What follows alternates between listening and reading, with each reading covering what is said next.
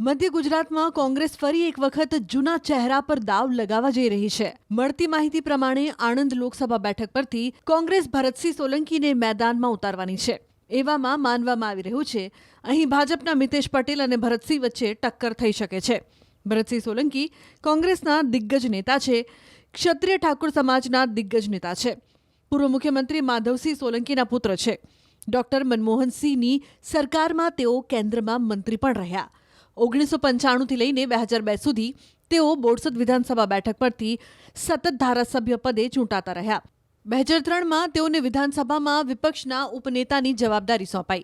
2004 અને 2009 એમ સતત 2 વખત તેઓ આણંદથી લોકસભા ચૂંટણીમાં વિજેતા બન્યા. જો કે 2014 અને 2019માં આણંદ બેઠક પરથી તેમણે પરાજયનો સામનો કરવો પડ્યો હતો. ભરતસિંહ સોલંકી 2006 અને 2015 એમ 2 વખત ગુજરાત કોંગ્રેસના પ્રમુખ પણ રહી ચૂક્યા છે. આણંદ લોકસભા બેઠકની વાત કરીએ તો અહીં ક્ષત્રિય ઠાકોર સમાજનું પ્રભુત્વ છે. અંદાજે 35થી 40% મતદારો આ સમાજમાંથી આવે છે. જ્યારે 18% જેટલા પાટીદાર સમાજના મતદારો છે. 10% મુસ્લિમ તથા 8% જેટલા દલિત મતદારો નિર્ણાયક સાબિત થઈ શકે છે. મધ્ય ગુજરાતમાં કોંગ્રેસ ફરી એક વખત જૂના ચહેરા પર દાવ લગાવવા જઈ રહી છે. મળતી માહિતી પ્રમાણે આણંદ લોકસભા બેઠક પરથી કોંગ્રેસ ભરતસિંહ સોલંકીને મેદાનમાં ઉતારવાની છે. એવામાં માનવામાં આવી રહ્યું છે અહીં ભાજપના મિતેશ પટેલ અને ભરતસિંહ વચ્ચે ટક્કર થઈ શકે છે. ભરતસિંહ સોલંકી કોંગ્રેસના દિગ્ગજ નેતા છે. ક્ષત્રિય ઠાકોર સમાજના દિગ્ગજ નેતા છે. પૂર્વ મુખ્યમંત્રી માધવસિંહ સોલંકીના પુત્ર છે. ડોક્ટર મનમોહનસિંહની સરકારમાં તેઓ કેન્દ્રમાં મંત્રી પણ રહ્યા. 1995થી લઈને 2002 સુધી તેઓ બોરસદ વિધાનસભા બેઠક પરથી સતત ધારાસભ્ય પદે ચૂંટાતા રહ્યા. 2003માં તેઓને વિધાનસભામાં વિપક્ષના ઉપનેતાની જવાબદારી સોંપાઈ. 2004 અને 2009 એમ સતત 2 વખત તેઓ આણંદથી લોકસભા ચૂંટણીમાં વિજેતા બન્યા. જો કે 2014 અને 2019માં આણંદ બેઠક પરથી તેમણે પરાજયનો સામનો કરવો પડ્યો હતો.